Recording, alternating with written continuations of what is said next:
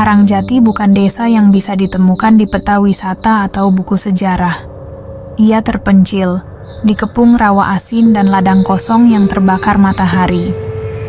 Setiap sore kabut tipis turun lebih cepat dari matahari, dan malamnya sunyi seperti kuburan yang menahan napas. Di sebuah rumah kayu reot yang dindingnya ditambal kardus rokok dan karung beras, Darto duduk menatap piring. Isinya hanya gumpalan nasi putih dingin, tanpa lauk, tanpa garam.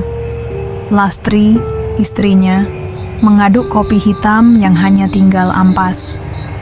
Satu-satunya suara berasal dari perut Bayu, anak mereka yang berumur 7 tahun, yang berkeroncong nyaring di sudut ruangan. Sudah 3 hari mereka tidak mencicipi lauk. Lastri sempat meminjam ke warung Bu Suminah, tapi pintu digeser dari dalam dan jendela ditutup cepat. Begitu pula warung Pak Naryo dan kios kecil di tepi jalan utama. Semua menolak memberi bong. Bahkan, beberapa warung seperti tahu kedatangan mereka dan langsung mengunci pintu dari dalam sebelum mereka sempat mendekat. Ada yang aneh, bukan sekadar penolakan, ada ketakutan. Darto melihat sendiri Pak Naryo menyelinap mengintip dari celah pintu, dan bukannya marah, dia justru seperti ketakutan. Wajahnya pucat, tangannya gemetar, seolah melihat sesuatu yang jauh lebih menyeramkan dari kemiskinan. "Ada yang salah, Mas," kata Lastri malam itu, setelah Bayu tertidur. "Warung-warung itu bukan cuma takut miskin, mereka takut kita." Darto ingin membantah, tapi ia ingat kejadian 2 hari lalu. Saat ia lewat belakang rumah Bu Rumiah, ia mendengar suara pelan-pelan dari dapur mereka. "Itu keluarga Darto," kata suara perempuan. "Katanya mereka sudah bawa pulang sesuatu dari laut waktu malam. Itu malam ketika Darto menjaring sendirian karena tak tahan lapar. Di perairan yang seharusnya tak boleh dimasuki saat malam, ia menurunkan jaringnya dekat muara yang diyakini keramat. Ia tak peduli waktu itu, tapi sejak malam itu, ia sering merasa ada yang mengikutinya. Suara langkah di pasir padahal tak ada siapapun. Bayangan hitam melintas di pojok matanya, dan di malam pertama setelah ia membawa pulang jaring itu, ada bau amis menyengat di rumah, meski tak ada ikan sama sekali yang berhasil ia tangkap. Kini, meja makan kosong, tapi bukan hanya karena miskin. Ada yang lebih kelam dari sekadar lapar. Malam itu, saat mereka hendak tidur, terdengar ketukan pelan di pintu. 3 kali. Tidak keras, tapi cukup untuk membuat Darto langsung duduk. Lastri menggenggam tangan suaminya. "Mas, siapa itu?" Darto berjalan perlahan ke pintu. Tak ada suara lagi. Tapi ketika ia mengintip dari celah dinding, tak ada siapa-siapa di luar. Namun, ada sesuatu yang lain. Di tanah, tepat di depan pintu, ada jejak kaki kecil. Terlalu kecil untuk orang dewasa. Tapi jejak itu basah, seperti baru keluar dari laut. Padahal, pantai berjarak 2 kilometer dari rumah mereka. Dan jejak itu berhenti tepat di depan pintu. Tidak ada arah datang, tidak ada arah pergi. Hari-hari berikutnya bukan lagi sekadar lapar. Rumah itu berubah menjadi sarang kegelisahan. Darto, yang dulu pendiam dan sabar, kini mudah meledak. Kadang marah hanya karena air sumur tidak cukup jernih. Kadang menendang pintu karena Bayu menangis minta makan. Lastri tak lagi menegur. Ia hanya menangis diam-diam di tikar yang kian tipis, memeluk anaknya agar suara sesengguk tak terdengar. Dan setiap malam mereka tidur tanpa doa. Bukan karena lupa, tapi karena entah mengapa mulut mereka berat melafalkan apapun yang suci.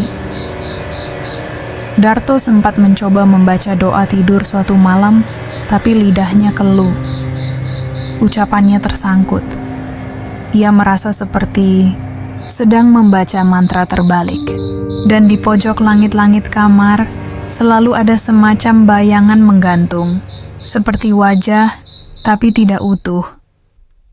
Lalu, pada malam ke-6 setelah peristiwa jejak kaki laut itu, pintu rumah diketuk lagi. Tapi kali ini bukan samar. 3 ketukan keras dalam jeda yang pasti. Darto membuka pintu tanpa bertanya. Di luar berdiri seorang lelaki tua. Pakaiannya lusuh, matanya sayu. Ia dikenal sebagai Pak Raga, seorang tua yang tinggal sendiri di gubuk kecil di pinggir hutan belakang kampung. Ia jarang terlihat di siang hari. Konon, ia dulunya dukun yang pernah dilarang warga karena perkara yang tak bisa dijelaskan. Namun ia tidak terusir karena tak ada yang berani benar-benar menyentuh hidupnya. Darto tak mengundang, tapi Pak Raga masuk. Lastri mematung, memeluk Bayu yang menggigil meski udara malam sangat panas. Pak Raga duduk. Tanpa bicara lama, ia membuka kantung kain dari balik bajunya. Isinya, segumpal benda hitam seperti akar terbakar, dan sehelai kain lusuh dengan bekas darah kering di ujungnya. Lalu ia menatap Darto lama-lama. Kalian dibawa lapar agar melihat jalan lain, katanya pelan, nyaris seperti gumaman. Bukan salahmu, tapi kalian sudah memancing sesuatu. Dan itu tak akan pergi hanya dengan menutup pintu. Darto, walau tegang, justru merasa seolah terhipnotis. Seperti mendengar suara yang sudah dikenalnya lama, meski tak ingat kapan.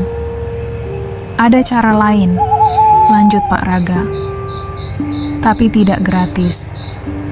Lastri hendak bicara, tapi tiba-tiba Bayu menggeliat di pelukannya. Matanya mendelik, napasnya berat, dan mulutnya bergerak-gerak seperti sedang bicara dalam mimpi. Tapi yang keluar bukan suara anak kecil. Bukan salah kami, suara itu lirih tapi berat. Kalian yang datang ke laut di malam sunyi. Lastri menjerit kecil, tapi suara itu langsung lenyap. Bayu tertidur lagi seperti biasa. Pak Raga berdiri. Ia menyodorkan kain lusuh itu ke Darto. Kalau mau keluar dari ini semua, datang ke hutan. Tengah malam, bawa tanah dari kuburan orang tua pertamamu. Jangan bersuara sepanjang jalan, dan jangan menoleh bila kau dengar suara memanggil. Ia keluar begitu saja, tak memberi waktu bertanya, tak menoleh ke belakang. Darto berdiri lama, memegangi kain berdarah di tangannya. Di luar angin berhenti berembus. Hutan seperti mengawasi dari kejauhan. Dan untuk pertama kalinya dalam hidup mereka, malam terasa lebih panjang dari waktu. Senin Kliwon datang dengan angin panas yang ganjil. Tak ada jangkrik, tak ada burung malam. Langit malam pekat, seolah bulan pun enggan menyinari Karangjati. Darto berjalan tanpa alas kaki, membawa tanah kubur ibunya yang ia ambil diam-diam dini hari tadi. Di belakangnya, Pak Raga melangkah pelan, membawa kendi tanah liat berisi minyak hitam kental, cermin bundar sebesar kepala bayi, dan sebatang lilin hitam yang tak mengeluarkan aroma apapun. Mereka memasuki hutan kecil di belakang dusun. Tempat itu jarang dimasuki siapapun. Bukan karena sulit diakses, tapi karena kabarnya, siapapun yang buang air di sana tanpa permisi akan tersesat pulang. Dan jika ditemukan, seringkali dalam keadaan tak lagi waras. Di tengah hutan ada sebuah sumur batu tua. Mulutnya lebar, namun sudah lama ditinggalkan. Sekelilingnya ditumbuhi alang-alang tinggi dan akar liar. Pak Raga menyalakan lilin hitam, menancapkannya di tanah dengan satu tusukan. Api lilin menyala tenang, tanpa bergoyang sedikit pun, meski angin sempat bertiup kencang tadi. "Lepaskan semuanya," kata Pak Raga. Darto, dengan rasa yang entah antara malu, takut, atau penasaran, melepaskan pakaian satu persatu. Ia berdiri, telanjang bulat, menggigil, bukan karena dingin, tapi karena suasana seperti dimensi lain, hening namun seolah berisi bisikan dari segala arah. Cermin diletakkan di depan dada Darto, bersandar pada batu lapuk. Wajah Darto memantul samar, dikelilingi bayangan. Pak Raga mengoleskan minyak dari kendi ke pundak, dada, dan dahi Darto. Minyak itu dingin sekali, tapi baunya menusuk, seperti darah kering dan belerang yang dicampur jadi satu. "Jangan bergerak, jangan bicara. Ucapkan ini dalam hati." Pak Raga membisikkan mantra. Bukan bahasa Jawa, bukan bahasa Indonesia, mungkin bukan bahasa manusia. Darto mengucapkannya perlahan dalam hati. Suara mantra itu berdengung di telinganya sendiri, padahal ia tidak mengeluarkan suara. Lalu, sesuatu terjadi. Bayangan di cermin mulai bergoyang. Wajah Darto menjadi 2, lalu 3. Lalu satu wajahnya tersenyum. Tapi Darto tidak sedang tersenyum. Wajah dalam cermin menyeringai. Mata di dalam cermin terbakar merah, dan dari ujung bibirnya meneteskan sesuatu yang hitam, kental, menetes ke bawah cermin, padahal cermin itu kering. Pak Raga berkata lirih, "Kalau kamu terima, kamu akan diberi jalan. Tapi satu hal, kalau waktu penarikan uang tiba, tak boleh ada gangguan. Apapun yang terjadi, apapun bentuk gangguannya, kalau gagal, bayarannya nyawa." Darto tidak menjawab. Ia hanya menunduk, tubuhnya gemetar. Dari sumur di belakangnya, terdengar suara seperti desis atau rintihan. Pelan, panjang, seperti suara makhluk yang sudah lama terkubur dan dipanggil kembali. Lilin padam, tapi api tidak redup. Api masuk ke kendi minyak yang terbuka, dan nyala api berubah jadi biru, diam, bulat, dan menggantung di udara. Pak Raga tersenyum tipis. "Sudah, pulanglah. Besok malam kamu akan mulai melihat tanda-tandanya." Dan tanpa aba-aba, semua benda dibungkus kembali. Pak Raga hilang di antara pepohonan gelap. Darto berdiri lama, masih telanjang, tidak tahu kenapa kakinya berat untuk melangkah. Cermin di tanah memantulkan wajahnya. Tapi matanya dalam cermin belum berhenti menatapnya, seolah wajah itu masih punya urusan lain. Tak sampai 2 minggu, sejak malam Senin Kliwon di hutan kecil itu, hidup keluarga Darto berubah drastis, cepat dan tanpa penjelasan. Pagi itu, Lastri membuka pintu rumah dan tampaklah motor baru mengilap di teras. Merek mahal yang bahkan lurah pun belum tentu punya. Warung kecil yang dulu hanya papan setengah rubuh, kini sudah beratap seng baru dan penuh rak berisi sembako. Ada beras 5 karung, minyak goreng bertumpuk, dan rokok bermacam merek. Bahkan ada kulkas kecil berisi minuman dingin. Orang-orang kampung Karangjati heran. Tak pernah ada kabar Darto dapat proyek besar. Tak juga ada tanda-tanda Lastri menerima warisan atau bantuan. Tapi Lastri kini sering terlihat sibuk menulis pesanan, mencatat utang, dan menghitung lembaran, uang kertas dengan wajah bahagia, walau tetap pucat. Bayu, yang semula kurus dan pucat karena lapar, sekarang mulai ceria. Ia bisa beli sepatu baru, bahkan ada mainan yang biasa hanya ada di pasar kecamatan. Ia sering makan ayam goreng, susu kotak, dan es krim dari kulkas. Tapi bukan hanya itu yang berubah. Darto sendiri menjadi pendiam. Ia bangun lebih awal dari biasanya, dan malam-malam ia kadang terdengar berbicara sendiri di dapur atau halaman belakang. Wajahnya jarang menatap mata orang. Bila ditanya, ia hanya tersenyum kecil dan berkata pelan, "Lagi dapat rejeki, Lastri juga berubah." Walau hidup membaik, ia sering terlihat ketakutan di malam hari. Ia tidur memeluk Bayu sangat erat, seolah takut anaknya diambil seseorang. Sesekali ia terbangun sambil menjerit, mengaku melihat bayangan hitam berdiri di ujung ranjang. Tetangga mulai berbisik, tapi tak berani menyimpulkan. Mereka hanya bertanya-tanya, "Darto menang apa sih? Kok bisa langsung punya segalanya dalam sekejap?" Namun ada satu hal yang lebih mengganggu. Beberapa orang mulai merasa melihat sosok aneh di sekitar rumah Darto. Seorang ibu-ibu berkata, melihat pria hitam tinggi berdiri di depan warung Darto pukul 2 pagi, menatap ke dalam rumah tanpa berkedip. Seorang anak kecil menangis histeris, katanya melihat bayangan hitam duduk di atas genteng, malam setelah beli es krim di sana. Tapi yang paling mencolok adalah satu kejadian. 3 ekor ayam milik tetangga ditemukan mati tanpa kepala, tepat di belakang warung Lastri. Tubuh ayam bersih, tidak ada darah, tapi mata mereka terbuka lebar seperti sempat melihat sesuatu yang tak bisa mereka terima. Sejak itu, tak ada yang lagi berani lewat depan rumah Darto setelah maghrib, dan Darto justru mulai terlihat lebih kurus, walau ia makan lebih banyak dari biasanya.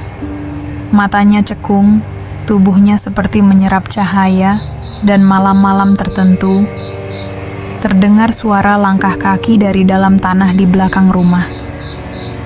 Malam itu Karangjati sepi seperti biasa. Angin laut bertiup pelan membawa bau asin yang bercampur aroma pohon pisang dan daun kering. Sekitar pukul 2 dini hari, beberapa warga RT 3 yang masih terjaga karena jaga ronda atau sekadar tak bisa tidur, mengaku melihat babi hitam besar melintas pelan di pekarangan rumah Pak Udin, pemilik warung sembako yang sudah berdagang lebih lama dari Lastri. Babi itu tidak biasa. Besarnya hampir setinggi lutut orang dewasa, dengan bulu hitam lebat dan mata merah menyala.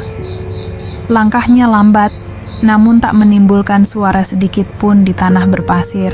Ketika seseorang mencoba menyenter ke arah sosok itu, cahaya senter tiba-tiba mati total, dan baru menyala kembali 5 menit kemudian, saat babi itu menghilang di balik bayangan rumah-rumah. Anehnya, keesokan paginya, tanah yang dilalui makhluk itu tidak memperlihatkan satupun bekas kaki. Tidak ada jejak apapun, padahal tanah di pekarangan Pak Udin basah bekas hujan sore tadi. Pagi itu juga, Pak Udin panik. Uang hasil penjualan selama 1 minggu yang ia simpan di laci besi terkunci di bawah meja, lenyap. Tidak ada bekas congkelan, tidak ada kerusakan kunci. Semua barang lain utuh, hanya uang yang hilang, sekitar 8 juta rupiah. Ia melapor ke ketua RT. Polisi dari sektor setempat datang, memeriksa lokasi. Mereka tidak menemukan satupun tanda perampokan. Tidak ada sidik jari asing, tidak ada kamera pengawas, dan tidak ada suara aneh terdengar malam sebelumnya. Warung itu terkunci rapat dari dalam seperti biasa. Tapi uang itu hilang seperti ditelan tanah. Beberapa warga mulai berbisik, menyambungkan kejadian ini dengan perubahan mendadak di rumah Darto. Jangan-jangan babi itu suara Pak Karmin, mantan dukun kampung, lirih sambil melirik ke arah rumah Darto. Bukan babi biasa, itu pesugihan. Warga mulai resah. Apalagi malam berikutnya, anak kecil di RT sebelah mengigau, menyebut babi tinggi berdiri, masuk lewat jendela kamarnya, dan mencakar tembok. Ketua RT meminta semua warga rajin berdoa, pasang ayat kursi di tiap pintu, dan hindari keluar malam jika tidak penting. Tapi Darto, ia hanya duduk di kursi plastik depan warung Lastri, menatap ke arah jalan dengan tatapan kosong, sambil meremas-remas kunci motor di tangannya. Seperti menunggu, atau dihantui sesuatu yang hanya dia bisa lihat. Dan Bayu, anak semata wayangnya, mulai bicara sendiri di pojok dapur, sesekali tertawa kecil, lalu menangis keras tanpa sebab. Hari-hari di Karangjati makin muram. Udara pagi yang dulu segar, kini terasa berat, seperti mengandung sesuatu yang tak kasat mata. Angin pantai tetap berhembus, tapi dinginnya seperti menyusup langsung ke tulang. Awalnya hanya Pak Udin yang kehilangan uang, tapi dalam seminggu, keanehan serupa terjadi di beberapa rumah lain.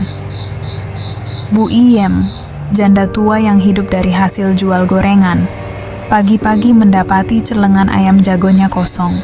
Padahal semalam ia masih memasukkan uang 5.000 hasil jualan.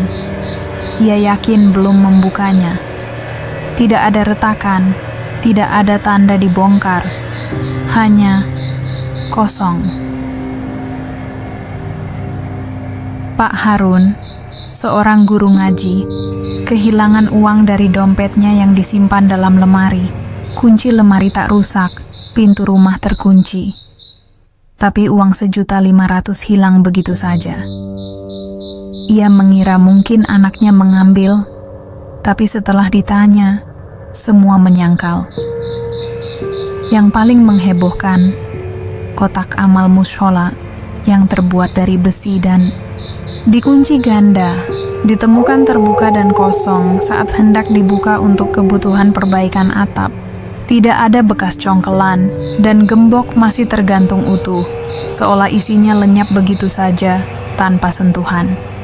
Desas-desus mulai membuncah. Warga mulai berbisik-bisik di pos ronda, di warung kopi, dan di belakang mushola. Jangan-jangan babi ngepet.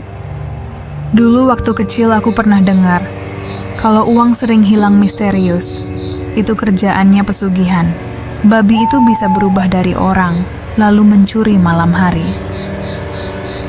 Tapi siapa? Siapa yang kaya mendadak belakangan ini? Semua tahu siapa yang mereka maksud, tapi tak ada yang berani menyebut nama Darto secara langsung. Hanya mata-mata curiga yang mulai mengarah ke rumah yang warungnya tak pernah sepi pembeli, dan motor barunya kini selalu bersih tanpa debu, meski tak pernah terlihat dicuci. Pak Karmin, mantan dukun kampung, semakin sering duduk di serambi rumah sambil membakar menyan. Ia mulai menggambar simbol-simbol lama di tanah dengan kapur putih. Saat ditanya, ia hanya menjawab pendek, "Ada yang manggil yang bukan milik manusia." Dan malam itu, Bayu kembali menangis keras, mengatakan bahwa ada yang lewat depan rumah, jalannya merangkak, tapi suaranya seperti orang tertawa. Lastri mulai pucat. Ia mulai mengunci semua pintu bahkan sebelum maghrib. Setiap kali angin menyentuh tirai, ia seperti ingin menjerit. Sementara Darto, malam-malam ia tak lagi tidur, hanya duduk di dapur, memandang kendi hitam kecil di sudut yang sesekali berguncang sendiri.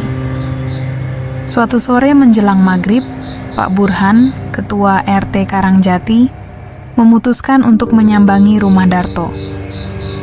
Bukan karena ingin menginterogasi, tapi lebih karena kewajiban moral. Ia sudah dengar semua kabar.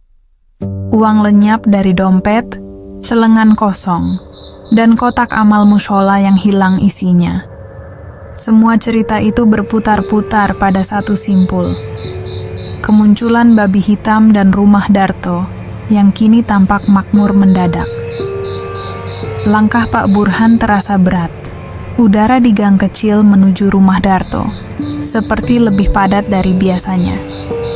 Angin laut tak terdengar.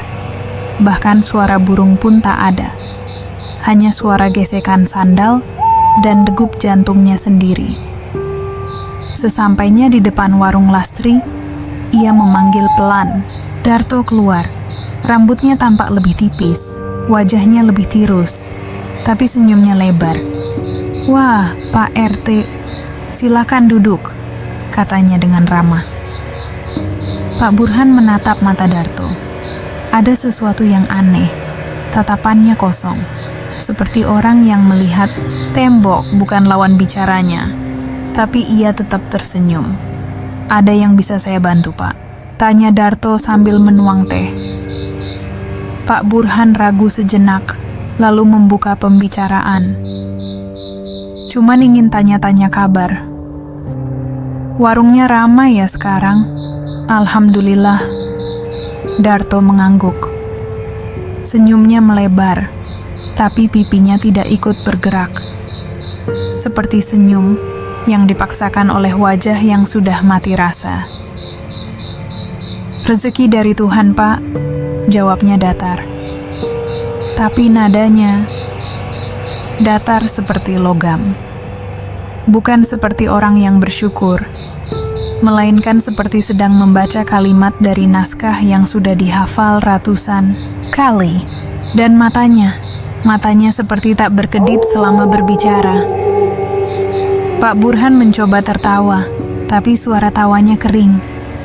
Ada rasa dingin yang menjalar dari tengkuknya. Ia merasa sedang duduk dengan orang yang bukan sepenuhnya manusia lagi. Saat hendak pamit, Pak Burhan melihat sekilas ke dalam rumah. Di ujung lorong gelap, ada pintu kayu tertutup. Di gagangnya tergantung gelang rotan kecil berwarna hitam. Pintu itu tidak pernah ada sebelumnya. Seketika, Bayu muncul dari dalam, berdiri diam di balik tirai. "Pak RT," katanya pelan. "Kalau malam dengar suara geretak di tanah, jangan buka jendela ya." Darto langsung berdiri dan menepuk bahu anaknya. "Bayu suka mengigau akhir-akhir ini. Maaf ya, Pak." Pak Burhan pamit buru-buru. Saat keluar gerbang, ia menoleh sebentar. Darto masih berdiri di ambang pintu tersenyum tanpa berkedip. Malam itu Pak Burhan tidak bisa tidur. Dan untuk pertama kalinya dalam hidupnya, ia menggantungkan daun kelor di tiap sudut rumahnya. Pagi itu, kabut dari laut menyelimuti Karangjati lebih lama dari biasanya. Langit gelap, meski matahari sudah seharusnya tinggi. Di pojok kampung, seorang nenek tua bertongkat, berkulit keriput seperti daun layu, berjalan perlahan menyusuri jalan tanah. Namanya Maijah. Sudah lama ia tak muncul ke jalan. Sejak suaminya meninggal dan anak-anaknya merantau jauh, Maijah lebih banyak menghabiskan waktu di gubuk kecilnya dekat kebun pisang. Ia dikenal sebagai mantan dukun pijat, tapi dulu lebih dari itu. Ada orang-orang yang tahu. Maijah paham hal-hal yang tak kasat mata. Hari itu, ia datang ke warung kecil milik Embok Sari. Duduk diam sambil memandangi arah rumah Darto. Tak ada yang menyapanya. Warga yang melihat hanya menunduk, lalu ia bicara. Itu bau minyak nyong-nyong, jelas sekali. Dari rumah Darto, suara Maijah berat dan dalam. Orang-orang mulai merapat pelan-pelan. Mereka tahu minyak nyong-nyong bukan sekadar wangi. Itu tanda pemanggilan. Tanda perjanjian. Minyak itu dipakai untuk memanggil sesuatu yang tak boleh tinggal di dunia manusia.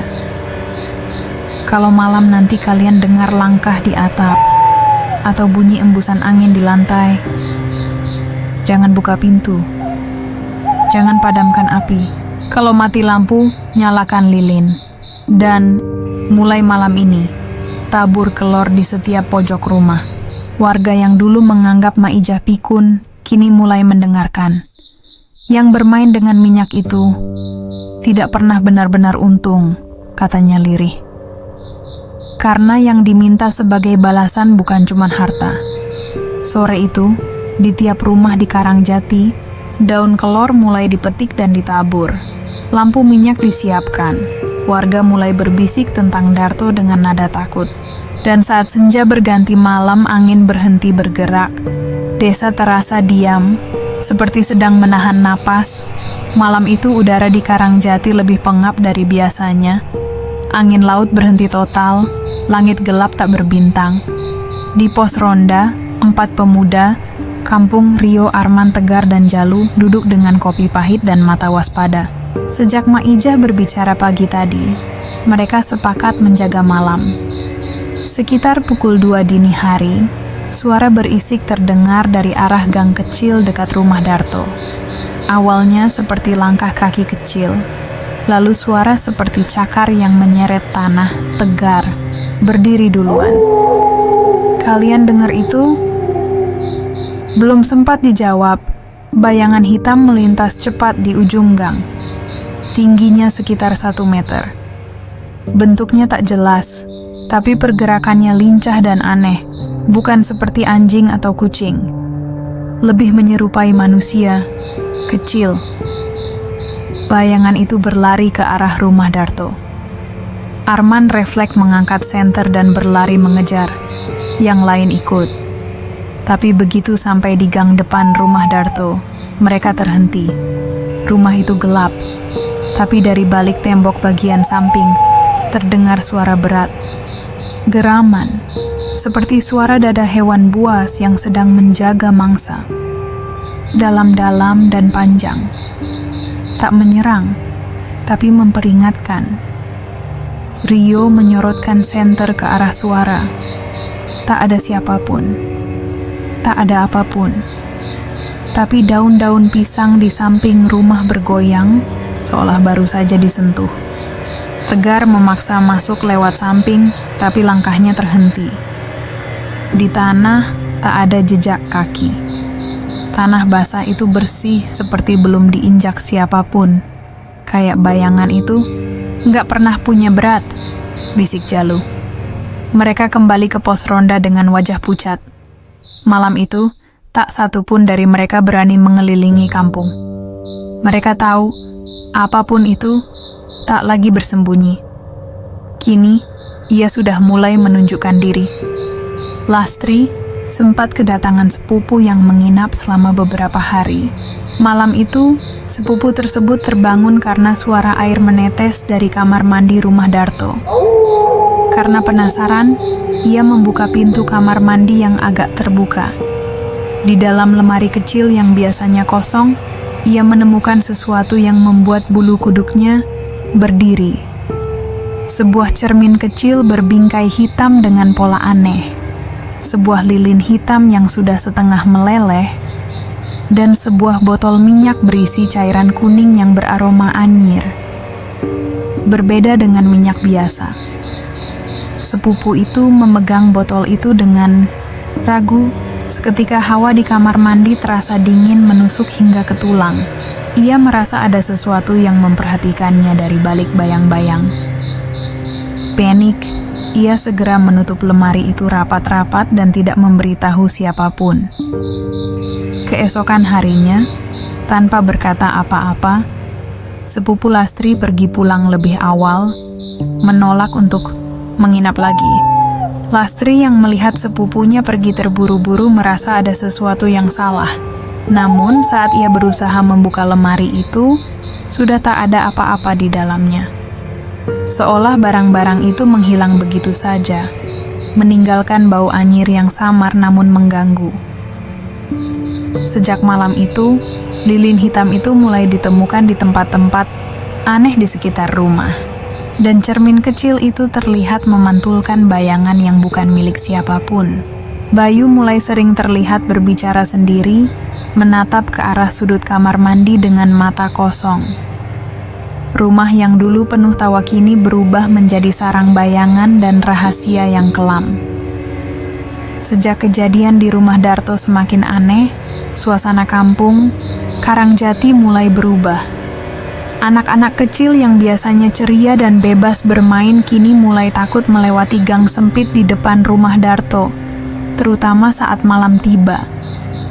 Beberapa anak menangis histeris ketika disuruh berjalan melewati situasi itu. Mereka mengadu pada orang tua mereka dengan suara bergetar dan wajah pucat. "Di bawah kursi ada hewan besar," kata seorang anak kecil, menunjuk ke ruang tamu rumah Darto. "Di jendela sana, aku lihat mata merah menyala," kata anak lain sambil menggenggam erat tangan ibunya. Orang tua berusaha menghibur, tapi takut di hati mereka semakin menumpuk. Beberapa anak menolak pergi ke sekolah lewat jalan itu dan memilih memutar jauh demi menghindar dari rumah yang kini dianggap terkutuk. Suara tangisan kecil itu menjadi gema yang menghantui malam-malam Karangjati. Bayu sendiri, yang biasanya ceria, mulai diam dan menunduk saat melewati gang itu. Orang dewasa pun mulai merasa waspada, tapi tak berani mendekat. Warna suasana kampung perlahan berubah menjadi dingin dan penuh ketakutan. Bayangan hitam, suara geraman, bau minyak anyir, dan tangisan anak-anak, semuanya menjadi satu pertanda buruk yang tak bisa diabaikan lagi. Perubahan Bayu semakin jelas. Dulu ia anak yang ceria dan manja kepada ibunya, tapi kini sering terlihat menyendiri, matanya kosong menatap jauh ke arah lain. Ia menolak tidur sekamar dengan Lastri, memilih beralaskan tikar di ruang tamu, dengan tatapan yang bikin bulu kuduk berdiri. Suatu hari, seorang tetangga mendengar Bayu bergumam saat bermain di halaman. "Ibu bau minyak, kayak orang mati." Kalimat itu membuat tetangga itu membeku dan segera melapor pada Lastri. Lastri, yang mulai kehilangan harapan, kerap terlihat termenung di dapur. Ia seperti bayangan sendiri, berjalan tanpa tujuan, wajahnya kosong tanpa cahaya. Di balik tatapannya yang hampa, ada rasa takut dan kesedihan yang membekas dalam hati. Bayu semakin menjauh, dan rumah itu berubah menjadi sarang kesunyian yang penuh bayang-bayang gelap. Di tengah malam yang kelam dan sunyi, seorang pemuda bernama Rian, yang dikenal pemberani dan sering membantu ronda malam, nekat memanjat genteng rumah Darto. Penasaran dengan kabar-kabar aneh yang beredar, ia ingin membuktikan sendiri. Dengan hati-hati, Rian mengintip lewat sebuah lubang kecil di plafon ruang tamu. Mata tajamnya menangkap pemandangan yang membuat darahnya membeku.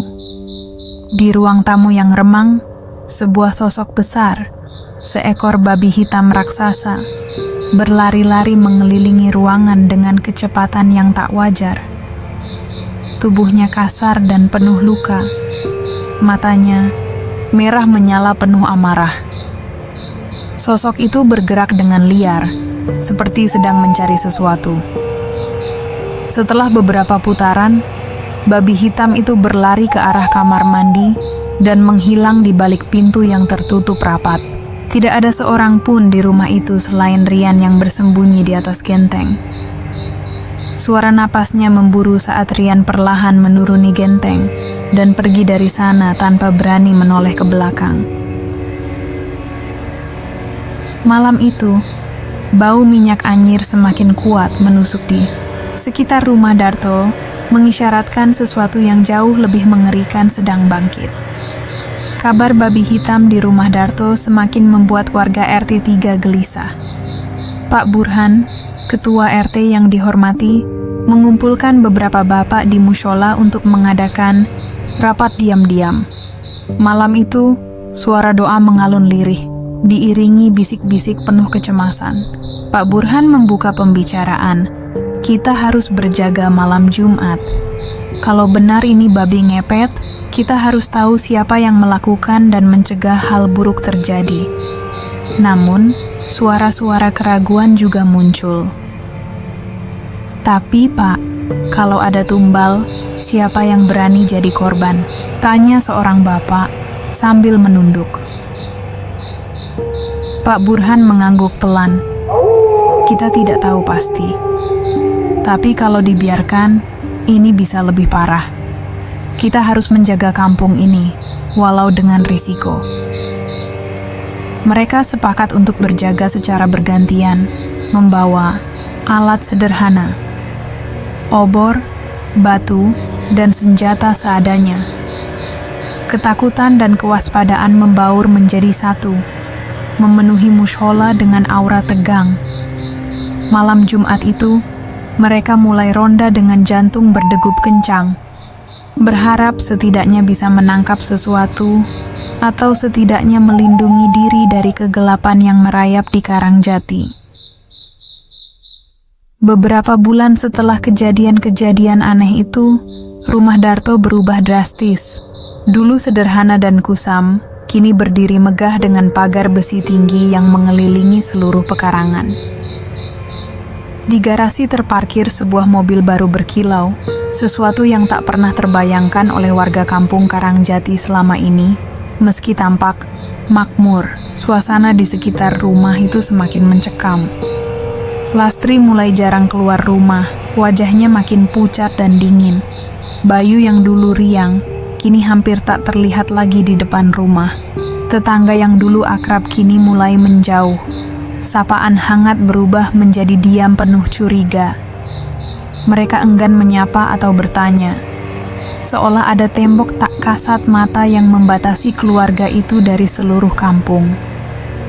Darto dan keluarganya seakan hidup di dunia lain, terpencil dan terkunci oleh rahasia gelap yang tak pernah terungkap. Suasana sunyi dan kesepian menyelimuti rumah megah itu, membuat setiap langkah di depan pintu gerbang terasa seperti memasuki ruang hampa yang penuh dengan ketakutan tak terucapkan. Suatu pagi yang dingin di Karangjati, Bayu ditemukan pingsan di tengah jalan desa oleh seorang tetangga yang melintas. Tubuhnya lemas, wajahnya pucat pasi, seolah baru saja melalui mimpi buruk yang tak terbayangkan. Saksi mata yang melihat kejadian itu bercerita dengan suara bergetar. Bayu berdiri di sana, tapi dia seperti ditarik sesuatu ke arah jalan, padahal di sekitarnya tidak ada orang atau kendaraan sama sekali.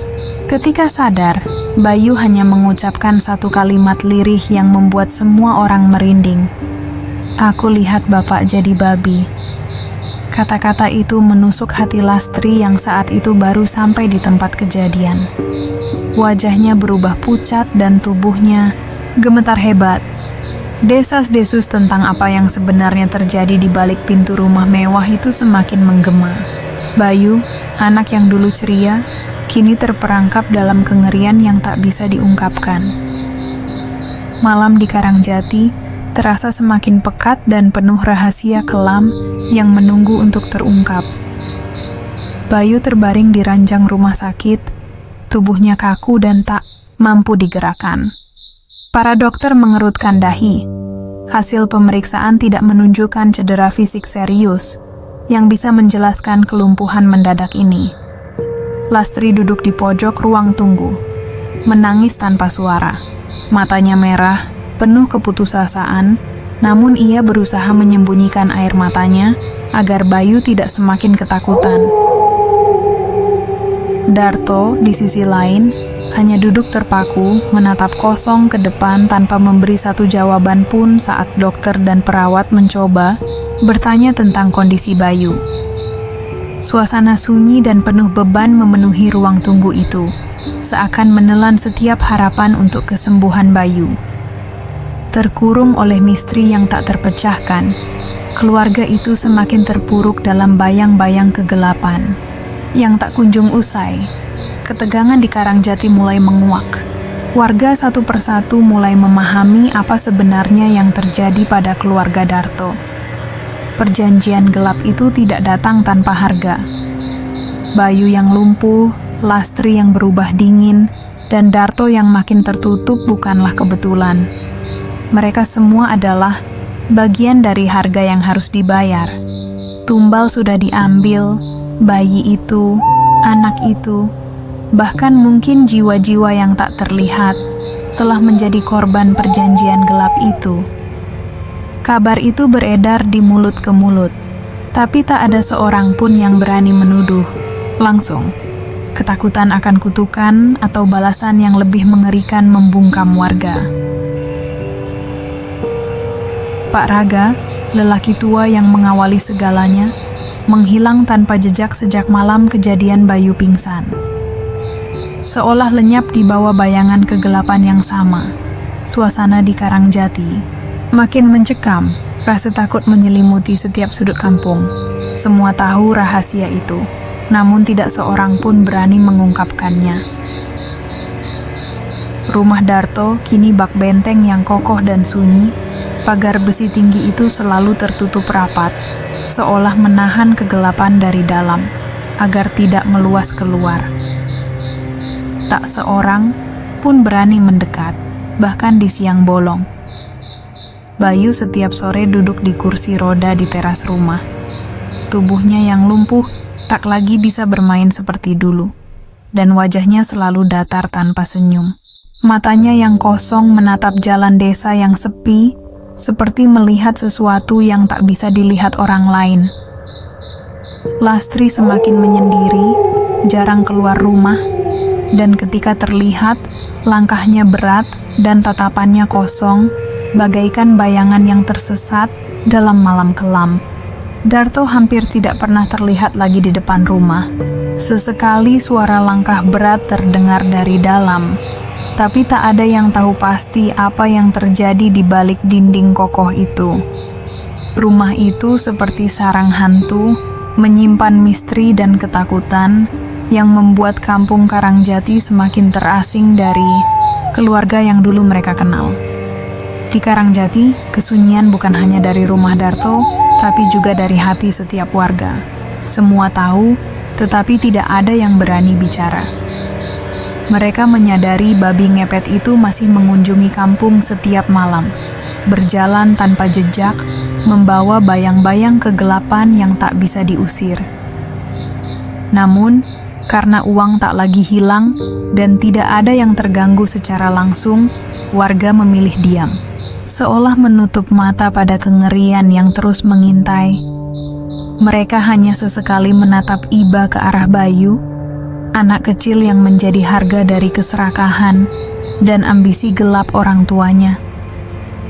Di balik pagar besi dan tembok tinggi itu, keluarga Darto terjebak dalam kutukan yang tak berujung, hidup dalam bayang-bayang mimpi buruk yang tak pernah usai.